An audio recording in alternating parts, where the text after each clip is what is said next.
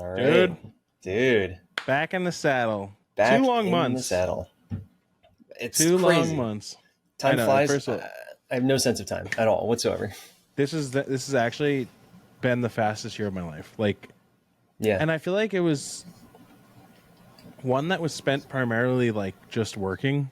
Mm-hmm. Like I feel like I worked a fuck ton this year, but for some reason it like didn't exist like month over month. It's November 18th. It's November 18th. Like I don't even know. Like it feels like September and October like barely happened. Yeah. It's been very strange and surreal, and I'm glad that I'm not alone in that. Like I think everybody I've talked to has felt the same way. I don't know if that's an age thing or just the state of the world, or maybe there's something in the water, dude. It's the fluoride. It's finally getting to us. Something in the water. I was just Wade in the water. I was just at the office for work. I hadn't been in there in a bit because we have like a flexible remote thing, and someone was like, "Oh, like when's the last time you were in?" And I was like, I almost just tried to sing the Office theme song, but for some reason the Sex and the City theme song came into my head instead. All right, so I almost just went. Right? I think some of them work in offices, right? Samantha does, but I don't know. I don't watch. Yeah, me neither. Yeah, they were like, "When's the last time you were in?" And I was like, "Oh, for that meetup we had like back in," and they were like, "March, 8 months ago." I was like, "Yeah, literally 8 months ago." I was like, "Oh yeah, I guess it was." It's time is flying. It doesn't feel real, and I feel like the fact that we're here doing a Game of the Year episode like speaks to that as well, because it's just it's just insane. Like it couldn't feel like it's gone any faster. Mm-hmm.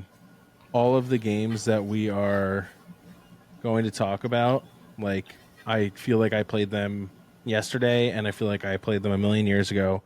Yeah, I feel like what really kicked it off this year with the crazy release schedule, just good game after good game after good game, like highest quality games one after another, was Resident Evil 4 remake. I feel like that was the first one that was like, all right, buckle up, motherfuckers, because it's not going to stop until the end, literally until the end of the year.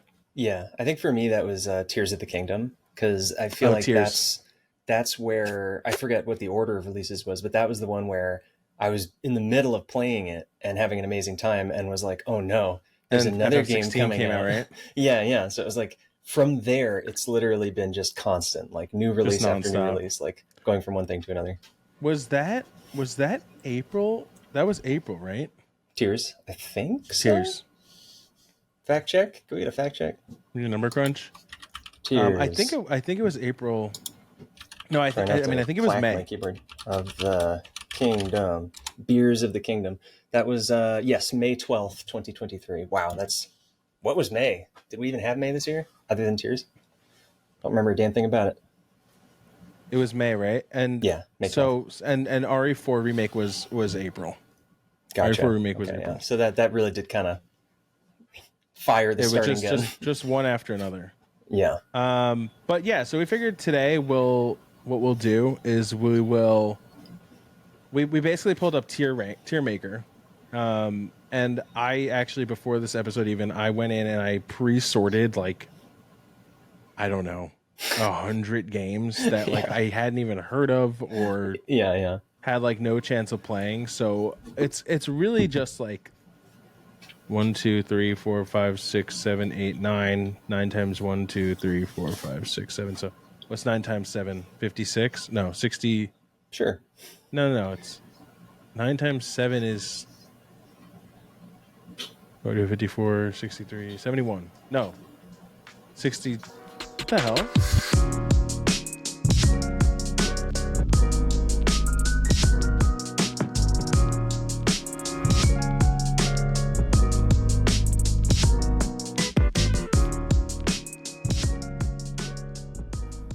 I can't do math off the top of my head, so don't look at me. 9, 18, 27, 36, 45, 54, 63. All right, we're getting warmer. It's got to be 63. I believe you. 100%. What's 9 times 7? Hey, Google. What's 9 times 7? It's 63. It's 63. Nice. Well done, dude. All right. That's the end of the episode. You don't need math to code. You don't need math to code. It's Neither true. of us. It's like puzzles with words, and you just make the logic. I'm not doing Exactly. theoretical stuff. You don't need math to code. But so, okay. Yeah.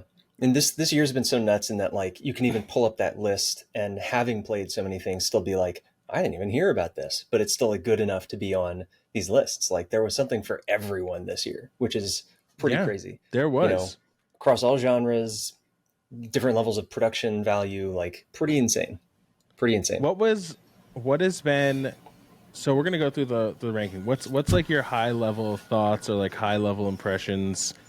What do you think's like sat with you, even if it's not like necessarily your game of the year? Like, what are just some of your general thoughts of the year? Doesn't have to be at one specific game. Just if you had to give like one 3-sentence thing on the state of games this year, what would you say?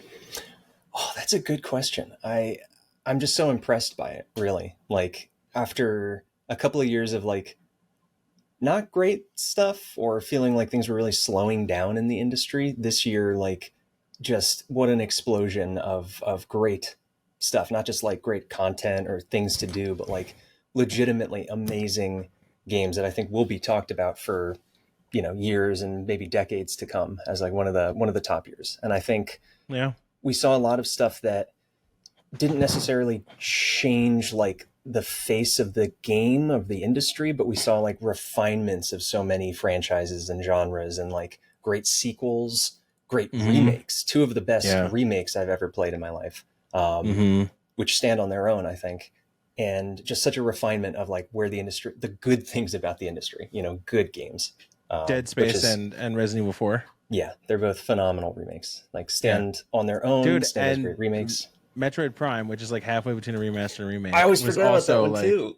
Was also like insane. Yeah, like, it didn't really do anything different, but it was so remastered that it was like, it was gorgeous. We saw, Tears of the Kingdom, Alan Wake 2, like sequels that take what works great about an original game and just takes it further. Yeah, your boy Alan. Yeah, like crazy stuff. I guess when we'll go through the list, like, I don't know how many new IPs we saw this year. Feels like not that many, lot, but yeah. I would say I agree with you, and I think like I would say I agree with you except maybe one thing. So there was the industry slowed down for years because of, I think it was COVID. Like, COVID pushed, COVID hit, and there were a lot of games in production that in Japan, like, they have like a very strict, like, I don't think they really work from home. I don't think that's like a thing. So it definitely slowed down for them there. And there was just like a lot of, I just feel like the industry kind of came to a halt, and Warzone dropped as soon as COVID hit. And that feels like these big companies saw Warzone and Fortnite doing so well during COVID that everyone kind of by 2022 was trying to do service games. Like 2022 felt like the year of the service game being released and then being killed off within like months. And dying. So now it feels like 2023 was the return of all these games that had been in development since COVID, during COVID. It felt like the industry finally caught up, and we've been blessed with this like surge of games that were on like a backlog, so to speak.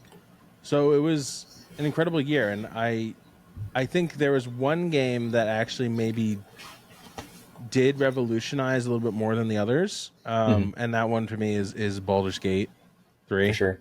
But 1 second, just gonna change something on this tier list. But I agree. Like, I think a lot of the other ones were incredible, iterations on things that exist already. Yeah. And everything just got better. Everything looks better. Everything plays better. It's kind of unbelievable. Spider-Man 2 looks insane. It really does. It's interesting. It's mind-blowing.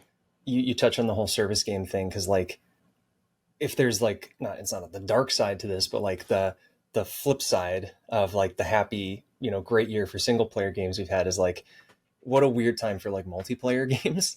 Like, I feel bad for people who really primarily play that, because like that's in such a weird place with like service stuff, monetization. Like, there's still some good ones out there, but it's the stuff that's been going strong for so long. Yeah. I feel like I see, sometimes I still see like clickbaity, articles or videos from people being like, this year, only like a month or two ago, being like, gaming is dead. Like, why is games are dying? Like, nothing is fun anymore. And it's like, Right. those are people who primarily play, multiplayer things, and Right. that part of the industry does kind of suck right now. So it's Which, like we but got that's these, I. yeah, Thank God.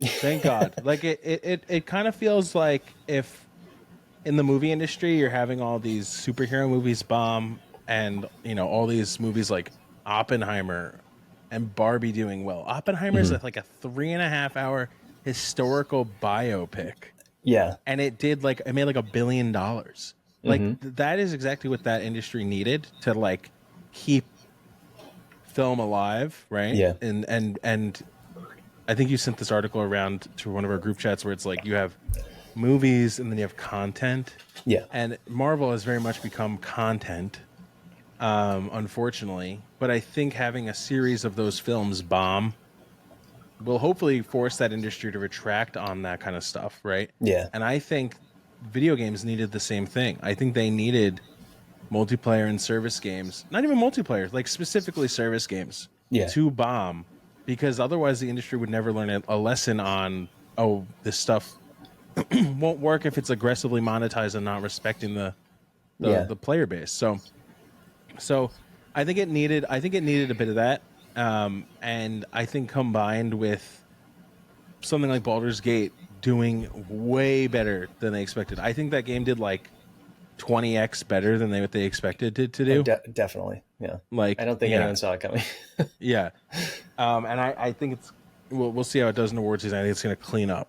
Yeah, But having something like that over like having, it's so funny. Like it really does feel like a parallel world where like you have the Flash bombing out, but Oppenheimer making $1 billion. You have yeah. Modern Warfare 3 bombing out. But you have uh, Baldur's Gate 3. Baldur's Gate 3 A making $1 billion. CRPG in the style Right. of, like A old school super turn-based stuff. dense Dungeons and Dragons rule based game Yeah. Just selling gangbusters. controlling the narrative, like it's in the everybody's talking about it, like yeah, And it's not about what type of game it even is specifically. It's about like the love and care and respect that the developers and the creators of that game put into the game and then delivered as one full product to the consumer. It's a yeah, very respectful product. it is. I think it is. Like that's the thing And that always sticks out to me these days more than anything, is just feeling like there's so many games to play. Like we've played a lot over our lives, and like when something feels like it's easy to say, but like feels like it was made with love, like that actually cares about your experience as the player, which a lot of games yeah. don't. And then you flip that on its head. Again, you look at the Flash. It looks horrible. It's barely a movie. You look at Modern Warfare 3. That was supposed to be DLC that they just rebranded and said, "Oh, this is a game now. Yeah, It's $70." Like that is after publicly promising that Modern Warfare 2 would have 2 years of support. So it's like the amount of disrespect in that kind of product to consumers who are investing their wallets into that stuff, it's unbelievable. It's like actually yeah. ridiculous. So I think those, and I actually haven't looked at like the sales of Modern Warfare 3 to know if it's bombed. I've just seen the reviews, right? It's like Probably done fours. pretty well. In You terms of think so? money. I'm curious. I am Yeah, really curious because I am too. I'd like to see a dip in it just so they maybe learn a lesson from that. But it's always tough with COD because it just, even the worst ones sell, But we'll see. so Maybe yeah. the numbers are lower. Um, but it's gotten like 4 out of 10s everywhere. Oh my god, Gamer Rant 3 days ago. Call of Duty Modern Warfare 3 sales start strong despite poor reviews. All right, so like, see, like when this shit happens, like we just deserve what we get. Yeah, I know. That's always the problem. Like this is Modern Warfare 3 week 1 box sales new care down 20% compared to Modern Warfare 2. That's a pretty big drop, actually. 25%. That's a pretty big dip. We'll see. I don't know. I hope they learn a lesson. I hope people just start to fall off on these kind of games in general. Yeah. And I mean, I have to imagine Blizzard learn some kind of lesson with Diablo. Like dude, Diablo 4 had less of a concurrent player base than Diablo 3, like recently. Yeah, yeah. I Um, mean, that one's such an interesting case and such a bummer for me. And I mean, I know you enjoyed playing through it too. Like, I love the yeah, campaign. I had a ton of fun with it. Like, I think the biggest saving grace of that game is that the campaign is worth the price tag. yeah, I think the art and the music, the world building is all really, really fantastically done. And I think it's such a disservice is done to them and the work that they did by the structure of the game and the monetization and like Yeah, the loop and everything. Cause you feel that like when you get to the end, you're like, oh, now I'm just like kind of a credit card and I'm meant to right. go to the shop and do all this sort of stuff. And it's like, man, that just sours the whole experience so much. I think It that's why I kind of dropped feels off on it. like the people who made the campaign and the people who did the MTX were like two different teams. 100%. Oh yeah. Yeah. Like they probably had all of their, analysts and consultants and stuff with their fingers in all the pies. As here I go Yeah. back with the pies again. Fingers and Like pies. I think it's where we fingers and left pies. off. Yeah, probably. I have 10 Um, fingers, 10 pies. 10 Yeah, fingers, 10 they were pies, and toes. consulting on it and like finding every way they could possibly make money off of it. And that's just, it's a franchise that doesn't need, I mean, no franchise really needs that, but yeah. Yeah. So Let's dig into this list because there's a lot of games and I think we're both kind of on a schedule and we haven't ranked one yet. So let's do it. so Let's hit 'em. here's 20 other games. Wait a second. Oh yeah, this is. I just want to make sure I'm on the right one. This Yeah, is this is what I cracking me mean. up. Every time I see Tier Maker, it's always for like Smash Bros. Characters. It's like Yeah, or seeing like, this here, I'm like, oh, are we like ranking favorite Smash Bros? cereals. Yeah. Or like WoW Okay, classes or something. so here's what I did. So I went on here earlier, and I actually pre-ranked like a bunch of shit that I felt pretty confident. Like I don't think either of us played Peppa Pig this World year. Adventures? No, I don't think so. Normally missed I that do one. play Peppa Pig, but I figured because it's a year-over-year release that I would take a year off. Yeah, yeah, it's the service game version of Peppa Pig. Exactly. So I wasn't interested. I haven't been able to get to Pokemon Sleep yet. I am. I haven't slept yet. I haven't slept yet. I think the only one that I like really actually even recognized in here, maybe that's not true. There's probably a few that I recognize. System Shock. I wanted to play. Didn't play that. Oh though. yeah, System Shock. I knew you were excited for that. That also got really good reviews. Yeah, yeah. They're just in the middle of so many other releases. Yeah, that felt like one that like got amazing reviews, but like no one played because it was just in this year. For sure. 30XX is the only one that like I actually did play a little bit of. It's really interesting. It's on Steam. It's like an indie version of Mega Man, but you can like switch between their Mega Man quote unquote character and like Zero character at like any time. Oh, interesting. Yeah, I think I remember. I think I remember you talking about that being like, this looks cool. It's in like early. I think it's been in like early access for like years. So it's Classic. It is cool though. Yeah. But I didn't play enough of it to feel like I could speak on it. And we actually haven't played every game in the list that we're going to rank, which is still, what do we say, 63 games. So we actually have to kind of bust all aspects. But I think a lot of these, there's a fair amount in here that will go into the didn't play column. But I think some of them might have some like funny. Yeah. They're fun to talk about at least because about. they all had like headlines or something. Yeah. And I think actually the first one is a funny one to talk about. And it's one that I actually feel kind of bad about, honestly. Like, Forspoken is a really interesting game, and I think Forspoken looks really good. I actually think it has some really unique mechanics to it too that are really interesting. Mm-hmm. The marketing material came out for this, and people were like so appalled by the dialogue in this, the Whedonisms in it, the kind of quippiness, that like people were on Twitter acting like going off like, I'm gonna kill my first child when this comes out because it's so bad. Like I personally, I didn't think it was great. I thought it was fine. I was like, yeah, okay, whatever. Who cares? Like, you're gonna go spend $80 this year on Marvel movies with the same humor. Like, get over yourself. Yeah. What I thought people should have been talking about, and this is what I think is a problem that is very well represented by this game, is that if people are making games, they should highly consider, does our game need to be open world? Because this game did not need to be open world. If this was like a linear level based game, it would actually probably would have been really fucking cool. Yeah. I would agree. That would have made me far more interested in it. Yeah, 100%. It had pretty cool story, like of like a fantasy mix in with like modern New York. Yeah, classic Um, isekai. yeah, it was really cool. One of the cool mechanics of this game was that it had like you could actually paint your nails, and the different like nail paintings actually was like your upgrades. I love that. I Yeah, it love was stuff that super cool. messes around with different systems that way and aesthetics. Yeah. I'm Also, the UI was a little weird. I played the demo. That's all Yeah, I played. it's a shame that it wound up being such a weird conflicted thing because like new IPs are hard. They're really hard to do. They're hard to sell these days, especially. And like I always want new IPs to do well. So the Yeah. fact that this one was like kind of weird and like didn't do great is like always a bummer. Like if people had issues with it, they had issues. That doesn't. Right.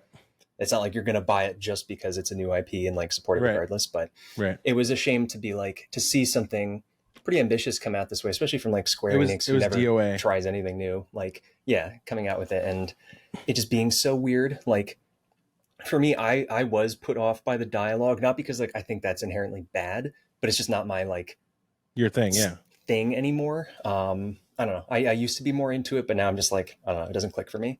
I think there's the same problem with something else on the list here. Immortals of Avium has a bit of that kind of like, whoa, dude, like wisecracking, edgy kind of Yeah. humor, which is, I said this to you at one point when we were talking about that game. Like these games would have killed in like 2012 or like 2013 or something like that, This when, legit like, would have been a game of the was, year contender in like 2013.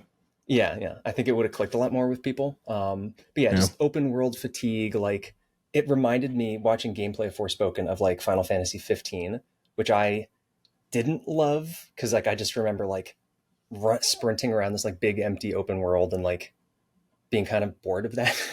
Yeah. So when I saw it, it was just like, yeah, like you said, if it had been more of like a tighter kind of like, I don't know, give me like an action RPG spellcasting kind of beat 'em up game like that. That would have been a lot cooler to me. But I didn't play it. It's one of those things I might pick up when it's on sale one day just to kind of check it out and form my own opinions on it. But yeah, no, for sure.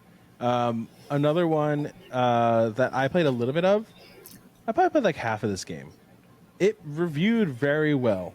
Hi-Fi Rush. Did you ever get to play this one? no, I got it on Steam just because like I wanted to support the developers for this one because it was cheaper. And just really creative new IP. After I just said like don't just buy it because it's a new IP, but Yeah, it's cheaper. It's like $20. yeah. So I have it on my backlog, but I haven't checked it out yet.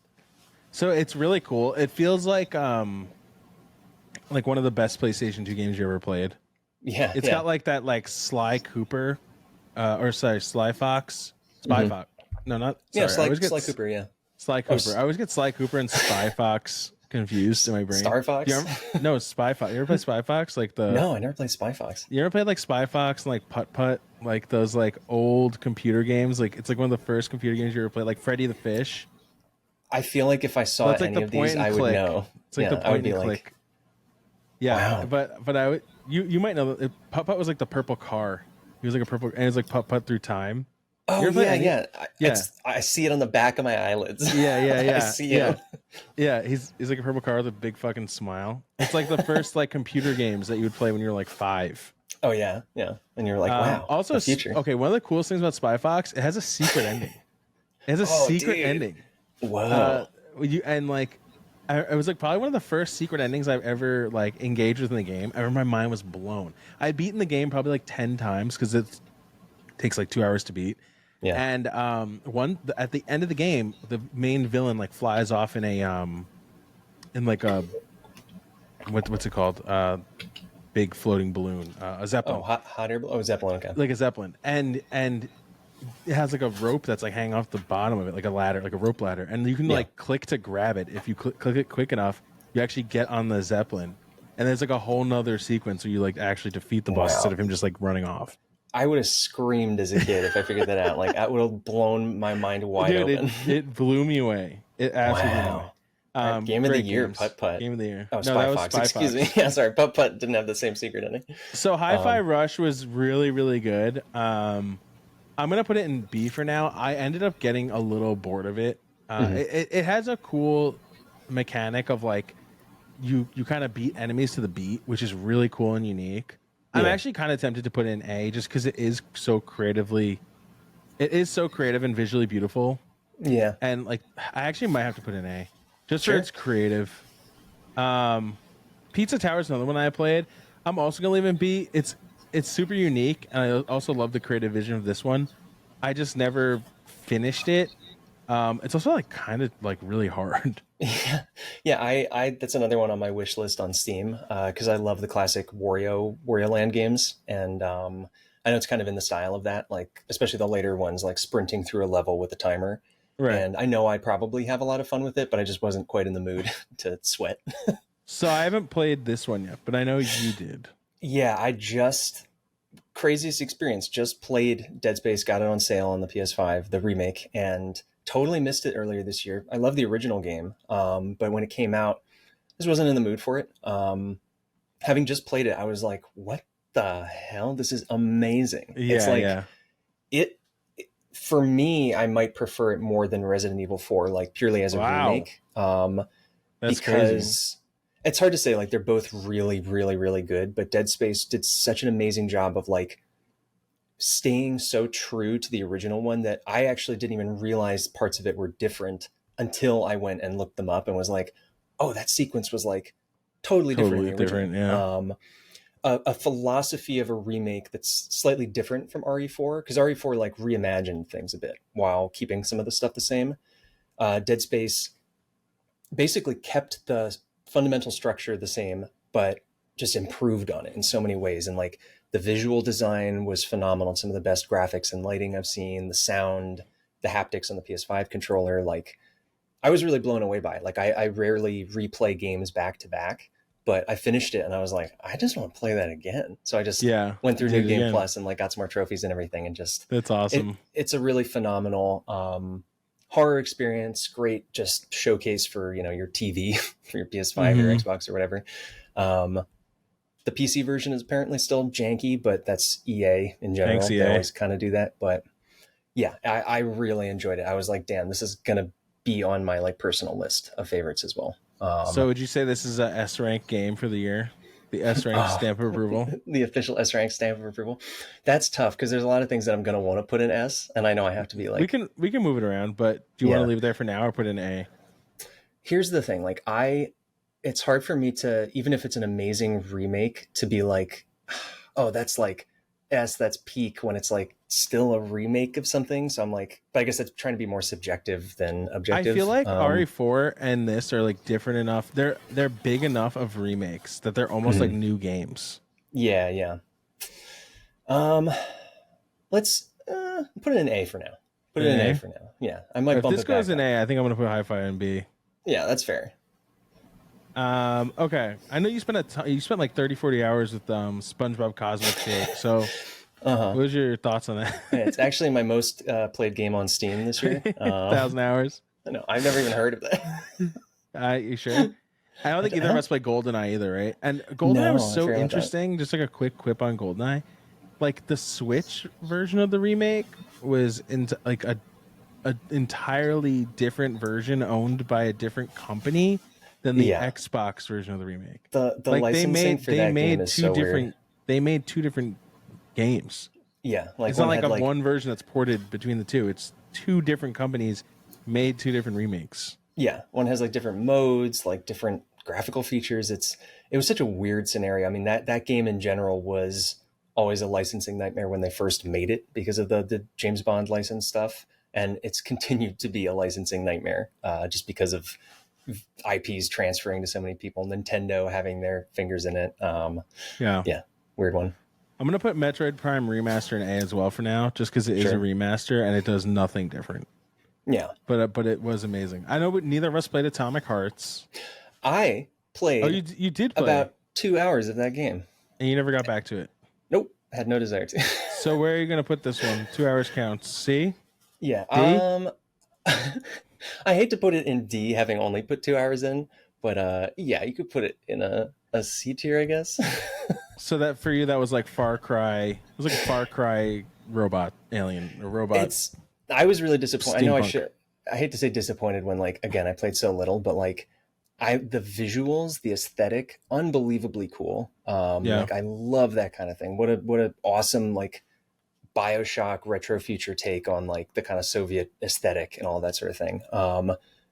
But the dialogue was horrific. Some of the worst I've ever heard. Damn. And it's so weird because the intro is so scripted and really brilliantly done, and then it immediately drops you in this giant open world where you're just on foot doing like Far Cry kind of stuff. And I was like, I just have no interest in doing this sort of thing right now. Like looking for resources and crafting and everything. Yeah, it felt like it too. wanted to be more of a streamlined narrative kind of experience, but then they just for some reason went in that direction. Like a Dragon Ishin. I still don't know what the Yakuza franchise is. Maybe I'll learn one day. I don't understand it. I don't know how they make so many games. I've been meaning to get back to it and actually play through them. I played Yakuza 0 a while back, and man, is that fun. It is. Really? It's hard to even describe. Like, it's part mafia thriller with like so much inspiration from like classic Japanese cinema, especially Right. like mafia films of like the 80s, 90s, that sort of thing.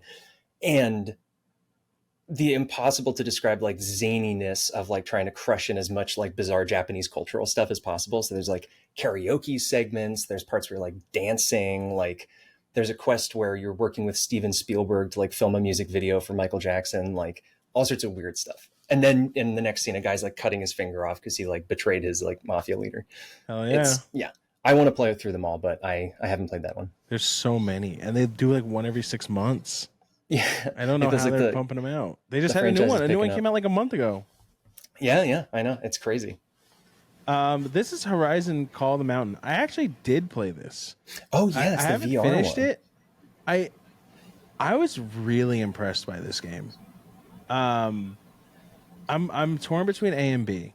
And I think I only want to put it in B because it's like a shorter VR experience. But that feels unfair because like contextually, I think it's like kind of up there for VR experiences. Yeah, it's hard to rank VR against Like your non-VR standard- games. Yeah, Yeah. because like the fundamentals are so different, and something that's like kind of normal in a regular game might be like pretty mind blowing But to do well. It looks in VR. insane. Like Yeah. it looks nuts visually. And the controls were awesome. Like I think the first like boss fight you do is like two stalkers are like kind of like you kind of walk into like a circular boss arena area, and they kind of pop out of nowhere and they're like jumping at you, and you literally have to like duck out of their way Yeah. when they jump at you, and you have to hit them with arrows. You have to take the controller, pull an arrow, like press a button over here. It knows where your controller's going. Yeah. Pull an arrow out, and then you load it into your bow, and then you have to literally hit the fucking thing. And it feels Yeah. so insanely Yeah. real and intuitive that I was blown away by it. I think a lot of people kind of clowned on this because it's just like a lot of the climbing. But when you're climbing, doing shooting. those combat sequences, it's insane. There's like a whole target practice, or not target practice. There's like bow and arrow challenges. Yeah. And you have to like hit these targets, and they're fucking far away. I had to stop playing it because my arm literally got tired. Get So tired. I played it for like an hour. I played it for like an Yeah. hour of doing like this. I was really impressed with this game. I thought it was really, really good.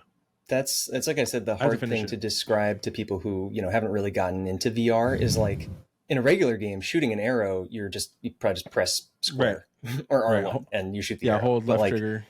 doing that with your actual hands and like body it's crazy. Like it gives you such a different perspective on it. But moving on, Octopath. I didn't play Octopath Traveler 2 yet. Did you? I did not. It's on my wish list because I've heard really, really good things about it. Yeah, and I've heard I'm great very things into too. that kind of classic turn-based JRPG stuff. So I'd like to play it eventually. The first one I had no interest in because I heard kind of mixed things, but apparently this one's better. Jason Schreier said it was out of this world, and we have to trust Yeah. his opinions. So Except for Final Fantasy 16. thank you, Jason. Love you. This is delightful. D stands for Destiny, so let's Hey. get in here. This is like, along with Modern Warfare 3, Lightfall to me was like another example of like a studio, a publisher The egregiousness of completely not giving a shit about their user or Yeah. customer, being like insanely disrespectful. I think there's like very little content in this expansion. they've managed to work it out so that like you buy the expansion, but so much shit around that is like monetized. New dungeons come out, you have to buy those too. It's just like Yeah, it's disgusting. I think this game has gotten to a point where the community itself is finally fed up, or majority of it, yeah. I think which is people really, impressive because these motherfuckers were ride or die for this game. People were defending this game to their dying breath. So the fact that there's like, I feel like the tide has turned predominantly to people complaining about Bungie and their greediness is really impressive. That they've yeah. gotten that bad. I think they've really succeeded at going as low as they can Yeah, in a remarkable way, and I can't wait to see if they can manage to go lower. bounce back. Yeah. Oh yeah. Not even about to just keep Oh, going. woe long, baby. GOTY. Next one. Hold on. I really enjoyed this game. I know you did. I would, Where do you want to put this one? I would put it as a solid B, I think, for me B, personally. not an A? Yeah.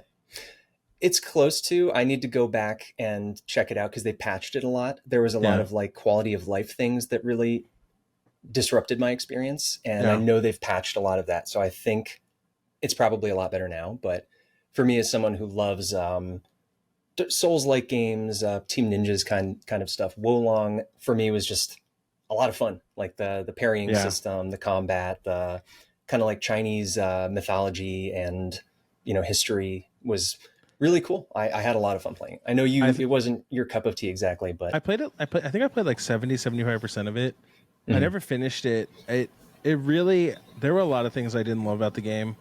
I liked the combat. I thought the level design wasn't the best. Like I love thought planting that flags. the flag planting drove me nuts. Like I felt like their levels really suffered from spacing out the flags to the point of like obnoxiousness. Mm-hmm. Like it'd be like you'd fight all these enemies to go from one flag to the next.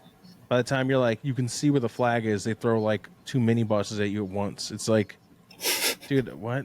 And then you like die, and then you do it all over again, and it's just like, it got very frustrating. If it was the kind of game where dying felt very bad, like in Souls, I feel like even when you die, at least there's some kind of like sense of like, okay, well now I know that, or I know how to evolve that, or let me try this. Mm-hmm. Wolong to me just felt like you just had to brute force it a lot of the time. Yeah. I wouldn't disagree with that. I think it's a very inconsistent game. The parts that are very solid, I think, are really solid. But then there are levels like that where you're like, oh my god, right? And just get to the end. But, right? Yeah. Have a Nice Death. Didn't this come out in 2022 and then get like re-released? I have no clue. Let me fact check. I'll be a fact checker. I was very confused by this. Have a Nice Death. Came out in 2022. Yeah. Originally. So this is disqualified. Yeah. You're out of here. You don't even care if you're good. It was good. I did play it. I played on Steam Deck actually a good amount, and it is really really good. But it's not a release this year. I don't know what the fuck. Yeah, interesting. It's on there. I think it got like ported to Steam or something, or PC. Resident Evil 4. So I would probably put this in S personally. Yeah, that's going to be a tough one for me. Like easily A for sure. But getting it up into the S because it's like it's just such a cool freaking game. Like they just what a solid hit, dude. They did so many things well with it. It's a blast to play. It performs amazing, looks amazing. I never played the original, but from what I could tell, like we were saying earlier, it feels like it's a different enough game. Yeah. Where they did a phenomenal job of it is a remake. Like it's certainly the same story for the most part, but like reimagining so many aspects of it, like growing some things, removing or shifting some things around. One of my complaints with it is the fact that like there are parts that I really did like in the original that were kind of gone or really de-emphasized that I would have liked to be there. But yeah, overall it's like I think it's an S. I would say it's just such a damn good game. And it's just so crisp and clean and tightly bow on top, chef's kiss, like well made. That it's just this was the first banger of the year for me. I actually wasn't even gonna play it because I don't traditionally play horror, which I'm starting to like loosen up on a little bit. Yeah. But I don't traditionally play horror. This to me, and I can only say this in the best way possible, it felt like the best cheesy action movie that you've ever played that was made Yeah. in like a 2004 cheesy action movie in the best ways possible. Yeah, that's something that I think they did a good job of, because like Resident Evil is cool as hell, but it's also cheesy. It's always been Right. cheesy, and I think when they respectfully lean into that, it always works well. So Yep. them keeping a lot of like Leon's kind of attitude, like he Hmm. feels like he's still in like 2007, which is kind of how he's It's supposed to like feel. zombies and then like speedboats riding through explosions. Like, Yeah, yeah, I mean, it's like yeah, that yeah. kind of crazy. Like, what the fuck's happening? But who gives a shit? This is awesome. Yeah. I'm glad they kept all that stuff. I think it's pretty damn phenomenal. So I think S Yeah. is makes sense for that. Waifu Blade Chronicles 3. Why? Yeah. So you didn't play. You didn't get to play. You played the other two though, right? You haven't played three. I've heard No, I only mixed played things on three, but mostly very good. I played the first one way back Oh when I yeah. never finished it. I played a decent amount of it, and then I played a lot of X on the Wii U. Rest in peace. They never ported R.I.P. it. I'm still mad. But no, I haven't played 2 or 3. Okay. Well, I'm just fixing the screen here. Yeah. Okay. So we'll put three to bed. Good night. See Jedi ya. Survivor. I played. I know you still haven't played it. I know. Oh I yeah, know yeah. you have to play the first one. I Hmm. This to me is actually it's really close to an S. I'm gonna put it in A for now. Sure. It's a really good game, and I think any other year, this actually would have probably been a game of the year nom, like Yeah, yeah. any That's other a year. good way of putting it. And it does what Ragnarok does really well, and God of War, the newer God of Wars, Yeah. where it really kind of nails that open area feel, but still makes there's a few that are very big and maybe a little too big, Hmm. kind of like in God of War, where like the central like lake is very big, right? But it's like everything Yeah. else is very kind of linear in a way. Hmm. Um, but it it nails that open area design. The story was really good. The refinements they did from the first game were really good. There's like 6 different lightsaber types now, like different stances you can use. Basically, like Yeah. you can like use that cross guard, really long lightsaber, like you see Kylo Ren have, and that's like Oh a yeah. great sword. There's like the split 2-hand lightsabers, the dual-sided lightsaber, like, and they all behave very differently. They all have very different abilities. They all have Hmm. like different use cases. But like it provides a play style choice for people, which I think is so Totally. underrated as a mechanic. Um, Absolutely. and they just nailed it. I think this came out. It had some performance problems. Yeah. Big time. I kind of got the sense from the devs, like, I mean, I don't know if I ever saw anything official about this, but it always kind of felt like the devs felt very sorry about it releasing the way that it did, and EA just like really Yeah. wanted this out. I think Um, so. EA is known for those incredibly tight release windows and schedules, and like the developers who work there, from my understanding, are like a lot of stuff is just out of their hands. Like if they're right? moved on to another project before they can fix something, sorry, Yeah, yeah. hands are tied, that kind of thing. I might bump the Jedi games back up to like my next to play list, because I I, really do I want to would play just that try one to too. bang out the first one, and then Yeah, this beeline one. the This one's story. really great. I Yeah, I loved it a lot. I actually have some stuff to do, and I would love to go back and finish it up. I really enjoyed it a lot. It was great. cool. Speaking of And the great games, sorry, I Redfall. looked at the next one. Redfall. I want to put this in like D because it's another like weird. I don't know, Yeah, but I'm gonna put it in not. I didn't play it, I but never played it either, so but yeah. coming from Arcane Arcane, it was like and the their biggest, track record. such a disappointment. Yeah. I don't know. I just try again next time. That's all I can say. Better luck next time. Here's a big boy. Tears of the Kingdom. Where are we Yeah, putting I this think one? I would say put that in the S tier. I, In the I S have tier? my issues with the current version of Zelda, but you can't deny that it's a It's damn good great. game, man. Like I have so I much fun with it. I feel like there's nothing we can even say that hasn't been said. It's just it's amazing. It's It's massive. It takes what Breath of the yep. Wild did and just expands on it. Yeah. Go play it. Yeah. Go play both Go of play it them. if you haven't. It's great. Yeah. Only Up. This is a fucking meme game. It's so stupid. It's so dumb for what, but for for what it is, I almost even want to put it in B. Yeah. Hey man, meme It games are, they set out to do something, and if they do it well, then there you go. took the internet by storm. We'll leave it in C for now. I didn't play Sure. Street Fighter. Did you play Street I Fighter? No, I didn't either. I wanted to, I'm but I'm putting this in B, even though we didn't play it, just because of how fucking awesome it looks, yeah, that's fair. design wise. Yeah, yeah. I think I mean, from everything I've heard, it sounds like they really brought the franchise back in a good way. So, Here's a really hard one. Diablo 4. Yeah, like overall, the I almost want experience to put is this so. in B.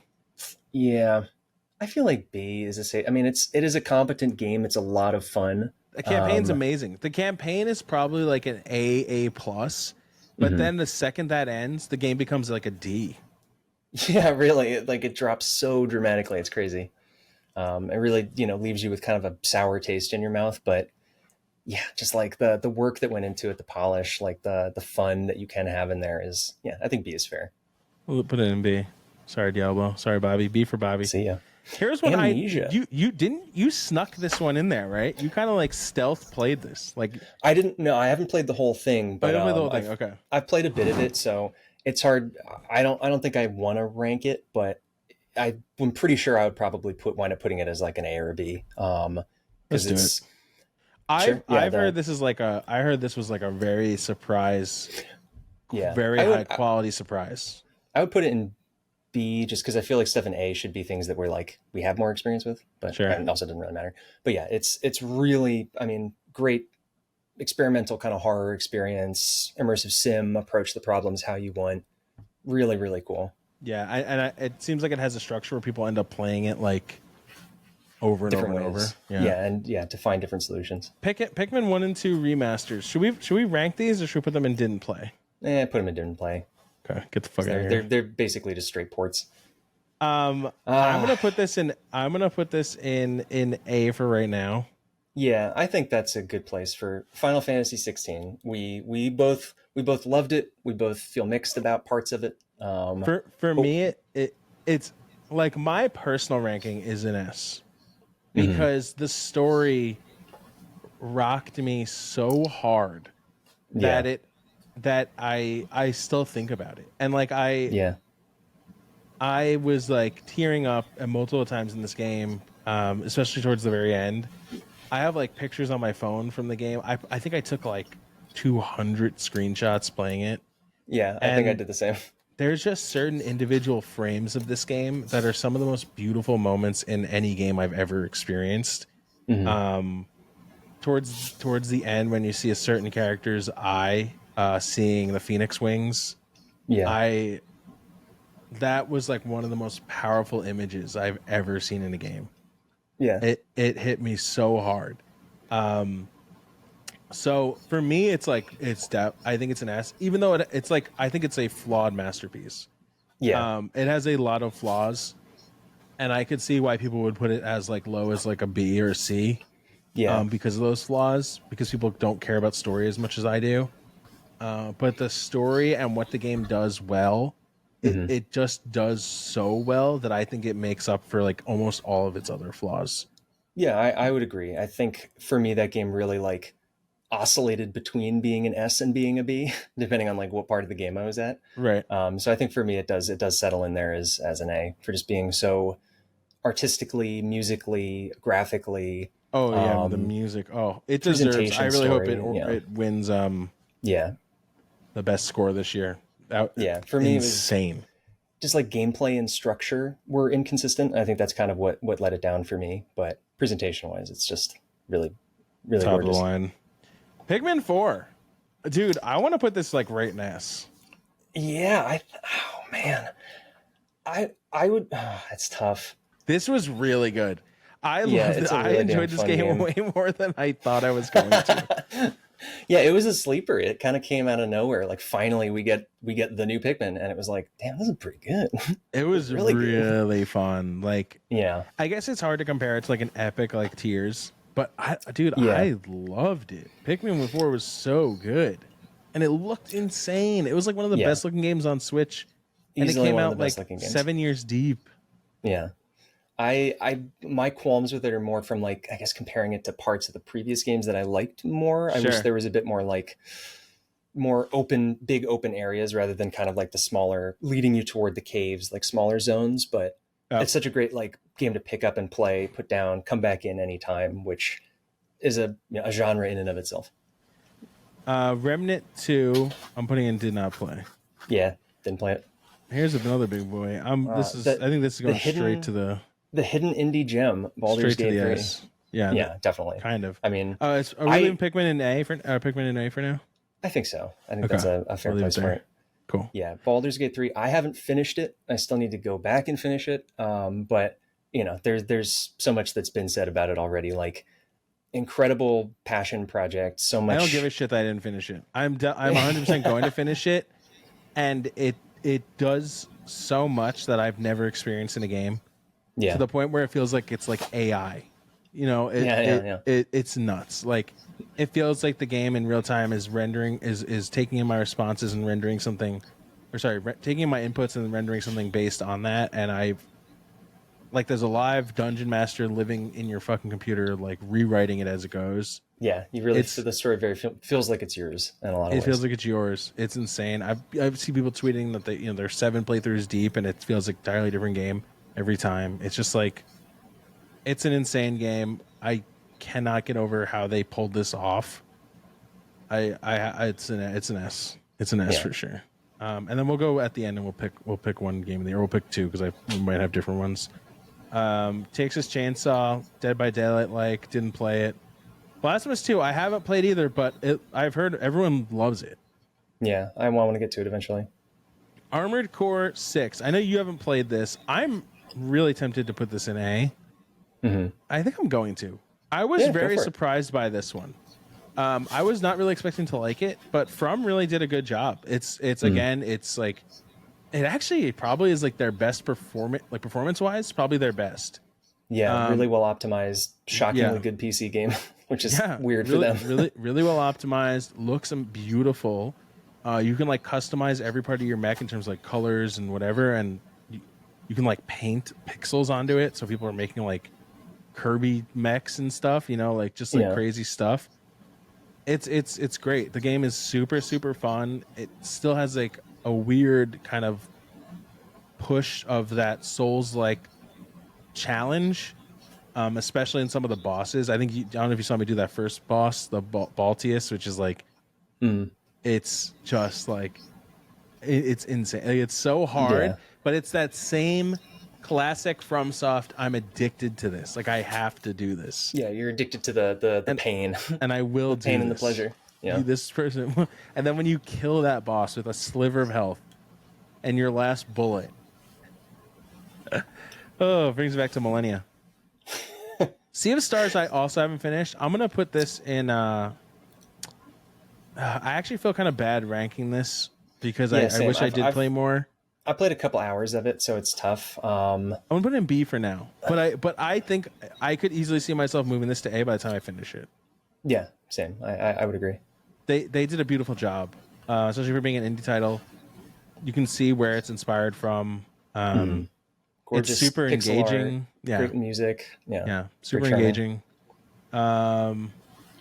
Goodbye Volcano High. I honestly want to put this in A just because like I haven't played it and I'm not like a narrative. I'm not a narrative like a novel visual novel guy, which I think this like kind of is. Yeah, But the trailer for this looks so charming and the music in it is like this Yeah, indie rock kind of like vibe. you got to like, respect the creativity and the vision behind it for sure. Like we'll so give it a unique. shout out, but we haven't played Yeah. it. But I think I might play that because it looks really interesting. Yeah. Here's your boy. Yeah, Starfield. What hasn't been said about Starfield? This is one of the weirdest games because it's impossible to like I don't know why it's impossible to have a normal conversation about this game. Like I know. everybody I think it's before a it even lot better came than out. people give it credit for. I agree. Like it is a very D. I just saw that. Yeah, D tier. It is a very imperfect game. There's a lot of things that they can improve, which I really hope they do. But for me, in terms of just the amount of time and enjoyment that I got out of it, it's probably my personal game of the year. But I Wow. say that from a subjective standpoint because I can also say like, Here's actually what we'll do. yeah, it's like definitely not perfect. But again, it's like for some reason, whenever anyone talks about it, like if someone says like, yeah, I like Starfield, there's like 30 people in the replies being like more like shit field, like damn trash Right. taste. And then like if someone, there's other people who like jump in to defend it and be like, oh, but it actually did really well. And like this and that. And it's like, I don't know. People, it got into the console war stuff and it's just, yeah, there you go. Yeah, I think that's a safe bet. But yeah, I really enjoyed it. I'm looking forward to new content that they add. Like I had a really fantastic time with it. There's lots of issues, but Yeah. No, so I don't like Bethesda games. I don't in general like love most of Bethesda's catalog. This was the first game I found myself really engaged with. And it also had one of the best side quests in any game I've ever played in the which one was it? oh, the Vanguard, the UC The Vanguard. Vanguard, the UC Vanguard quest. If you follow that all the way through, it like it felt to me more important than the main story at certain times, Yeah, which was like really impressive. I was so into it. Felt like one of the best like sci-fi movie plots that I've ever totally, played through, where it starts with you totally. delivering a package and ends with you trying to stop the resurrection of an invasive alien species that will like wipe out the universe. Yeah, And it's just the way how it gets from A to B, like how it handles like the government delegate aspects of it to like the human interactions of it was so impressive to me. It felt like a very perfectly paced story, and it was like one of the first things I did in the game. So it really like elevated the game for me yeah. Set the stage quickly. for you for Right. sure. Yeah, it's a weird one in that like the really handcrafted bespoke content is pretty damn solid, but then like there's a lot of procedurally generated stuff that's just like Yeah. not great. And I Yeah, think the game's big enough for you to like never engage with the procedurally generated stuff. Like yeah. I did almost I've none put of in that. like probably 40, 50 hours and like I've barely touched any of that. I've only done handcrafted side stuff and it feels like I'm hopping through this endless galaxy just from doing those alone. So Yeah, for sure. that experience to me, I would probably put it in the A. Yeah, And I have to finish the game though, which I think I'm like very close to. At any point, I could just go bang out the main story like pretty quickly. yeah. I was trying to see what Final Fantasy VII game this one was. I think this is the like that mobile game they put out. Yeah. They put like a BR. I don't even know. I didn't play 2K24, but from what I've heard about like all the MTX and everything, Honorary mention for that's insta going into D. yeah. This That's is Destiny a too. Gunbrella is a Devolver game. I didn't play it. Did you? But I've heard good Nope. things. I love Devolvers. Shout out Devolver. F-099 didn't get to play, but like I kind of feel like Really this deserves neat some kind of concept. really Yeah, neat little concept. shout out. Little shout out. Avatar didn't get to play. I looked it up. It has 4 to 10s everywhere. Liza P. I'm actually gonna put this in A. Nice. Yeah. I'm gonna put this in A. This was really impressive to me. I think there's a lot of things that can be fixed here in this game. The combat can definitely be refined. There's some other things that were a bit tough about it, but the level design was amazing. Like for the most part, there were a few that were like frustrating, but for the most part, the level design to me, I might get killed for this, was better than Bloodborne's level design in a lot of places. Damn, dude. This to me was like what I want. I wanted Bloodborne to be closer to, one of the reasons I haven't finished Bloodborne is it's kind of like Wolong, where it's like there are parts of Bloodborne where dying feels really, really, really bad. Yeah, I would agree with that. Yeah, that forest maze in Oh, Bloodborne the with the giant snake. pig. Oh yeah, yeah, yeah. That area is so brutal. Like it's so brutal because you basically have to make it through there in a one shot. So I think this is the best non From Software game that is a Souls like. It was super impressive to me. It definitely can be improved upon. They already said they're doing DLC. I think everybody should play this if you're a Souls like fan. But you do have to pretty much learn how to parry. So sorry about that. Always tough. Yeah, I really want to play it. I have to get around to it eventually.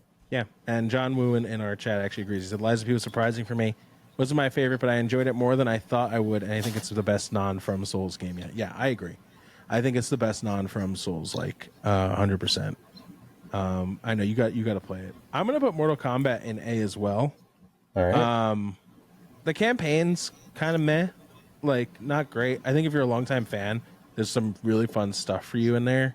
It's only like 6 hours, but the game looks insane. Like it feels great. I think there's certain like things, almost like Halo Infinite, where like it has some kind of like weird, deep input movement issues, or input registration issues, which like you obviously can't have. Like that immediately removes this from being able to be a competitive game. Yeah. But for me personally, just like I play it pretty casually, I play it online. I kind of stopped playing it because it was like Smash Bros, where like I was always playing, so like it pulled me away from everything. So I've kind of putting it down, not because it's not good, just because if I play a fighting game like this, it's all I will. It's all I will. It's going to take all your focus. Yeah. But I'm going to put an A for now. It's great. I was playing around as Omni-Man last night. They did an insane job. He looks amazing.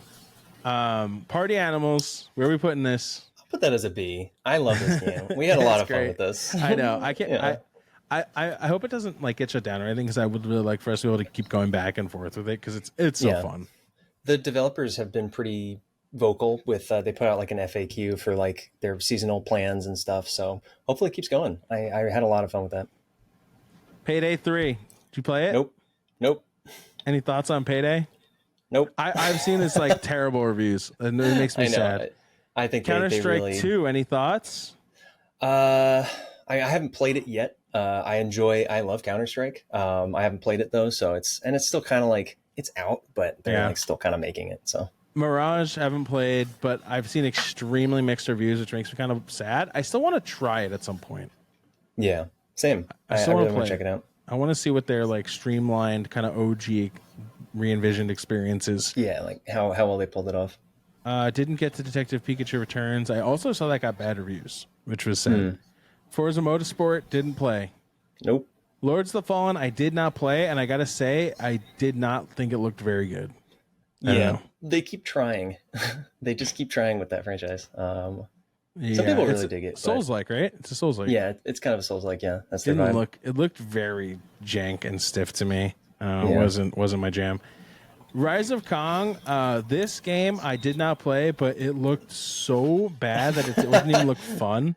S like honestly, putting it in D makes me want to put like only up into B, because that's how like how far the gulf is. Yeah. I did not get to play Sonic Superstars, but I've heard like really mixed reviews on it, and I mostly kind of mid, which makes me sad. And I think it's funny that we got Sonic Superstars and Super Mario Wonder in the same kind of like week or month of each other, because it seems like they're kind of trying to do the same thing and like reinventing their traditional platformer experience. But the difference is Super Mario Wonder succeeded, and it seems like Sonic Superstars kind of fell flat in its face. Yeah.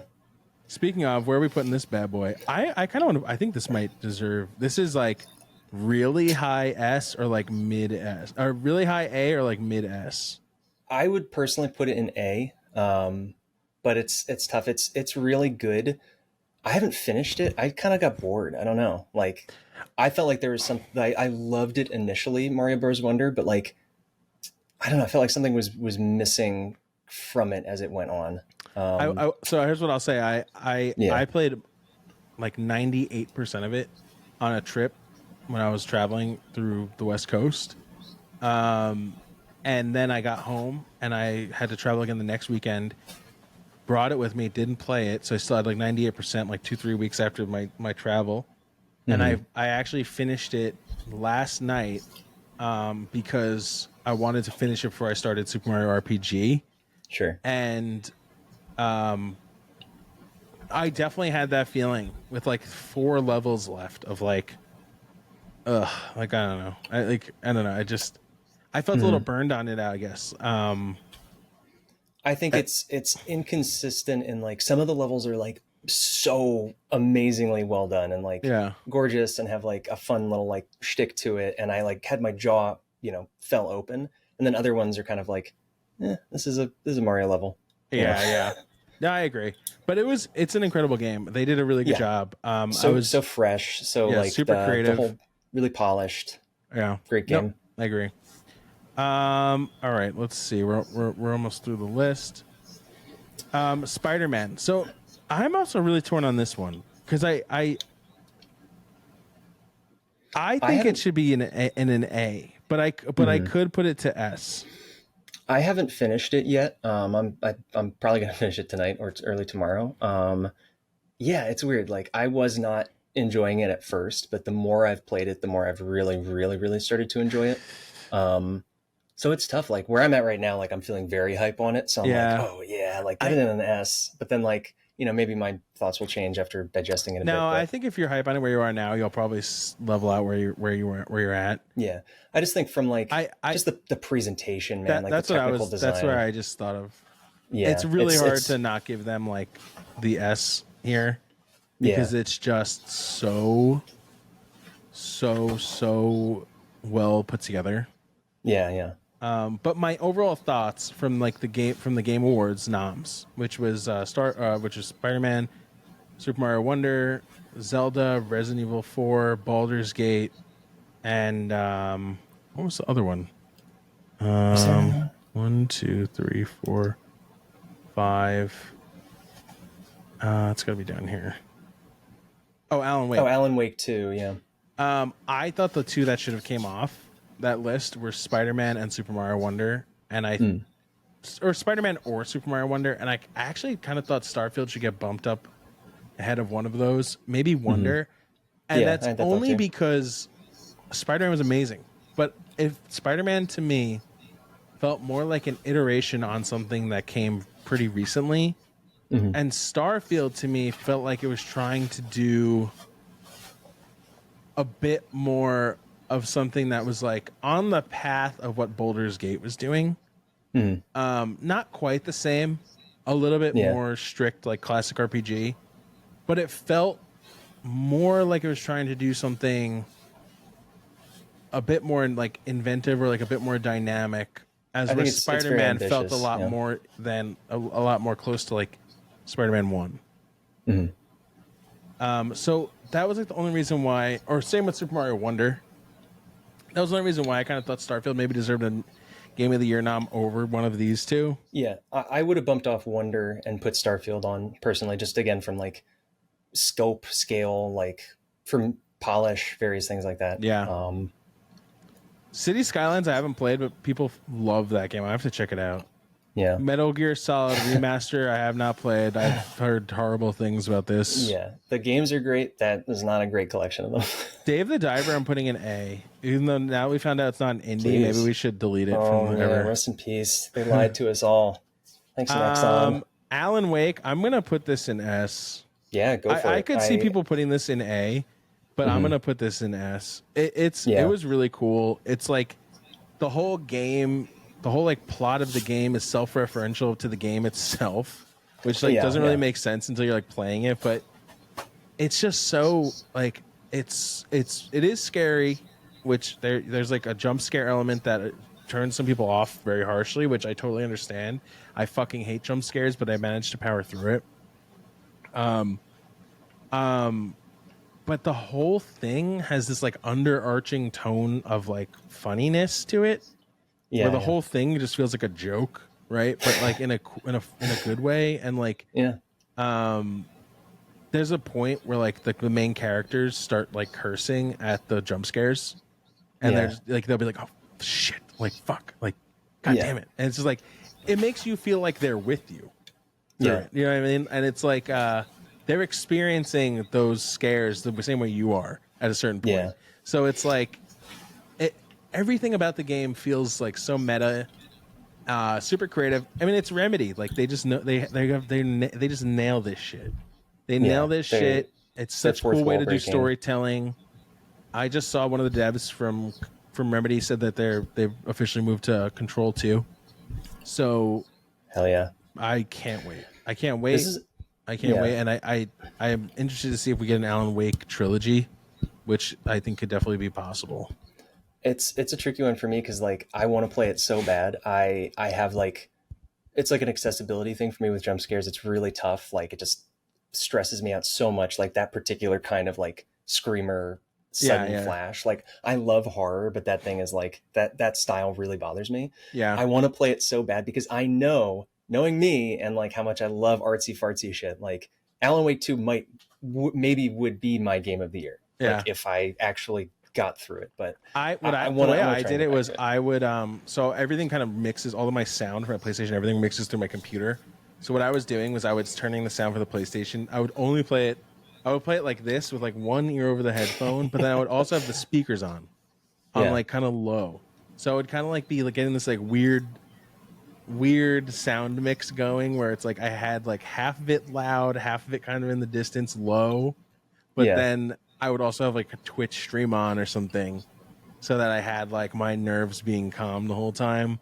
And Yeah. I think that like there's enough distance between the jump scares as to where it's like they kind of get you, but like you also become kind of numb to them over the course of the Sure, game sure. because you're just like there are a few though that are like holy shit, like Jesus Christ.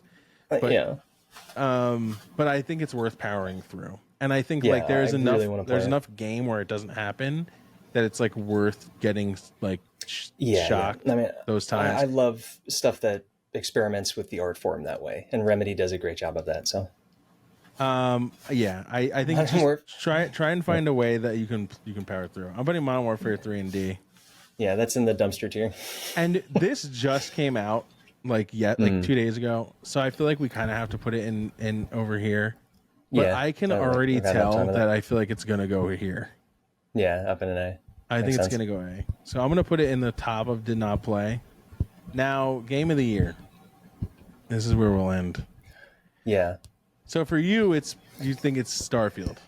this is the thing. Like, this is one of the most interesting years for me because there are so many incredible games. Like, I don't even really want to pick a favorite because like I enjoyed all of them for so many different reasons. Yeah. And like it's one of those weird things where like if I were to score Starfield or put it on this list, I would say it's like a B or an A. Yeah. Like it's not objectively better than a lot of these other things, but for some reason I just had a lot of fun with it. I had probably the most fun with it of anything. So it's like, It's your game of the year. yeah, I think it's Yeah. just like it's not, it is a worse game than some of these other ones, but like I really enjoyed it. So yeah. Yeah. I've never All right. really felt quite that way. There's always like a clear like cut for me, but I'm like, What'd I you don't love know. I love most them all about so it? much. Just something about the immersiveness of it for me. Like feeling like I had the freedom to like make a ship and go out on these like just the presentation of it. It's hard to even really describe. Yeah. Like with the characters and like a lot of the dialogue and some of the quests were written really well, I thought. And like I felt like I had so much freedom to just go out and like explore these places and like meet interesting people and just it felt like there was a lot of freedom to it, which I really Yeah. enjoyed. And I There found is a that lot of very, freedom to it, which very is cool. immersive.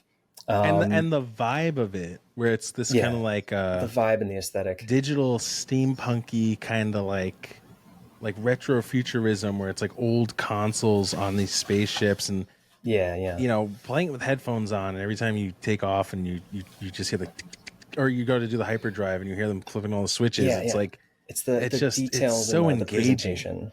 right? Yeah. I think a lot of that was done a disservice by just the scale of it. I think they really should have pulled back on having like 1,000 planets because I think that's the biggest issue is like there is so much dead space in the game. Yeah, I always thought they never should have advertised that. I don't understand Yeah. why they did. It seemed like it's something that they wanted to use as like a selling point, but it's like Mhm. I don't understand when the devs are going to get their heads around like bigger is not better. Yeah. Like we spoke earlier with Forspoken, that it suffers from that greatly. A lot of games suffer from this, Yeah. and my biggest thing, and I've said this to you before with Starfield, is that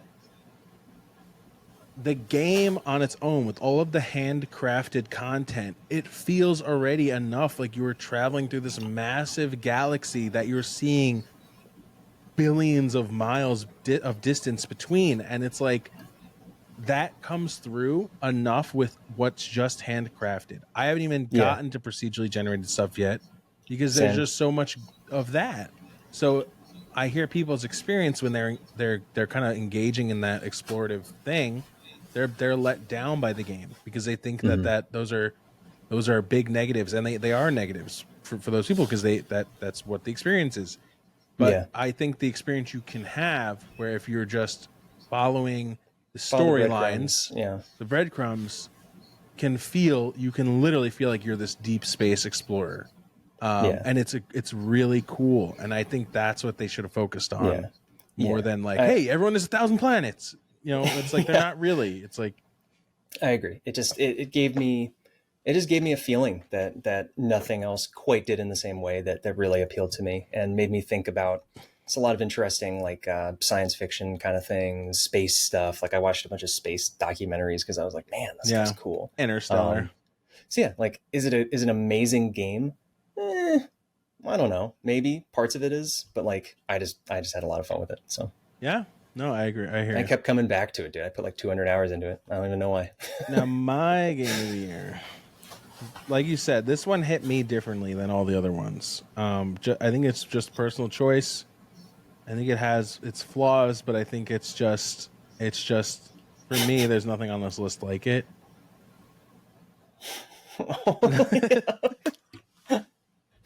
No, I'm just kidding. It's Rise of Khan. No, for me, it's Final Fantasy 16. Sure. I played this game twice because I wanted the platinum, but so for me, this game it just hit me different than all the other ones. There was so much beauty in this game. Yeah. They clearly focused on the story, they focused on the presentation, the music, and the combat. The combat was so dynamic for me. I think some people engaged in a way where it didn't feel very dynamic to them. But I was very involved in like looking up different kind of icon combinations and how these things can be combined to get like maximum damage and all these things. But at the end of the day, and I felt this with God of War Ragnarok, where if you do all of the side content and you engage with all the characters, by the end, it just feels like you were saying goodbye to people who have like become your family. You know, like you feel so connected to them. It's like reading an amazing book. You just don't want to put it down. You don't want to hit the last page. I agree. That's a good comparison. And that's what those characters felt like to me. I felt so connected to them through Clive that it was hard. It was I didn't want it to end. And like I said, there's just some imagery from the ending throughout the whole game, but particularly through the ending where like it's like one of the only video screenshots I could keep my phone. Every once in a while, I'll just like look at it. And just that line of I've always been proud, and with the I've always been proud with you see the eyeball. And I won't say what else happens because it's big spoilers, but the close up of the the eyeball with that one character saying I've always been proud. Oh, so perfectly, that one frame moment so perfectly encapsulated the overarching themes of the game, which is like brotherhood and like love for your fellow like human, that it really left an impact on me, very heavily. And I would hop around on Twitch to watch people play the ending, and almost like every person I saw was like crying, even if they didn't love the game. A lot of people would be like straight up bawling their eyes out. And I think that's like a testament to how well crafted the characters were in this game. It's beautiful. And I think even though Baldur's Gate is probably like a better game, and I do think Baldur's Gate will deserve its probably inevitable Game of the Year awards everywhere. 100%. This is my personal pick. Yeah. It's funny how it kind of worked out that way for both of us with different things, where it's like, it's kind of eye-opening for me to be like, yeah, like this is objectively like the best game of the year. Right. But I don't know. I like this one. That kind of thing. There's And just then like aspects of it that appeal to you, even in like an imperfect thing. yeah, we got a couple people in chat saying W take, and then Modern who says Baldur's Gate 3 is my game of the year. And I think that's like objectively probably the best choice. Yeah, Like I think it's probably gonna win. it does so much. It does so much to try and reinvent. And it just achieves a lot of its scale, which is like Yeah. almost never happens. Yeah, I think what it does for the industry too, and just like showing, dedicated independent developers with who are very single minded in like what they want to play is Right. what they want to make, and I think that that's great to see. Yeah. Maybe if and I then finished it, I would say it was my game of the year, but I still have like another 100 hours to go. yeah, I know. I will finish. I do want to finish it, and I want to do like fuck around and like co-op at some point with people. Yeah, like, I me think that'd be too. so fun. But I think after this, I maybe would even pick Alan Wake 2. Just again, it's just a storytelling thing where it's Alan Wake 2 definitely has its flaws, but it's just a storytelling thing for me where I just felt so engaged with it. And like Alan Wake 2 is very specifically, the narrative is focused around writing, around the concept of writing. Yeah. So the way that they play with that really digs into my, and it's like that kind of weird like X-Files slash Twin Peaks kind of thing, but mixed in with like a Stephen King if he wrote like an FBI novel. Yeah. So like it just scratches so many itches for me because I'm a huge Stephen King fan, and I love that kind of weird, unexplained, vague sci-fi like Annihilation.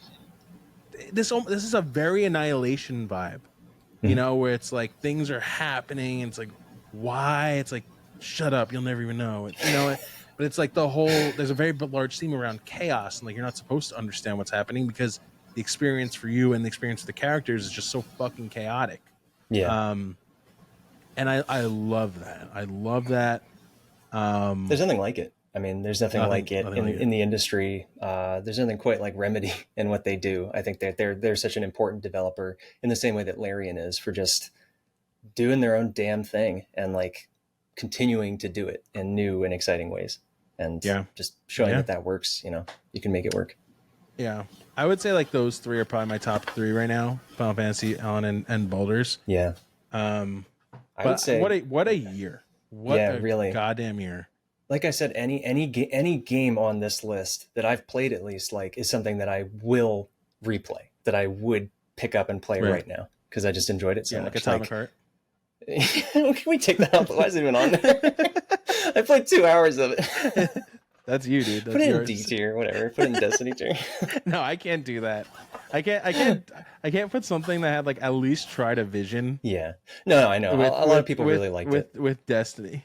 Yeah, I think that's fair. Modern Warfare 3. The D tier is really its own special. This is like these are like all like except for Rise of Kong. Like Gollum should be in here too, but like besides like Rise of Kong, it's just like MTX failures.